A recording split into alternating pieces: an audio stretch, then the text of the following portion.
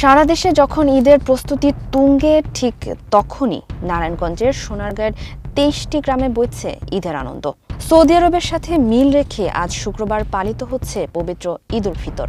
সকাল ৮টা থেকে ৯টার মধ্যে উপজেলার গিরদাইন, নয়াপুর, গণবাড়ি সহ ২৩টি গ্রামে পৃথক পৃথক ঈদের জামাত অনুষ্ঠিত হয়।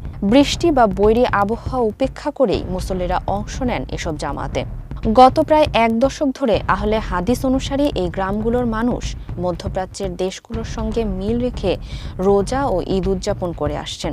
তাদের মতে ভৌগোলিক অবস্থান নয়, বরং চাঁদ দেখার ভিত্তিতেই ধর্মীয় উৎসব পালন করা উচিত। স্থানীয়রা জানান, হাদিসের নির্দেশনা মেনেই তারা বিশ্বের যে কোনো প্রান্তে চাঁদ দেখার সংবাদ পেয়ে উৎসব পালন করেন।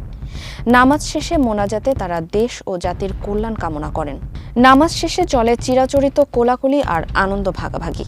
এই গ্রামগুলোতে আজ ঘরে ঘরে চলছে ঈদের বিশেষ আয়োজন আর অতিথি আপ্যায়ন। ফারিহা আহমেদ, মানবকণ্ঠ।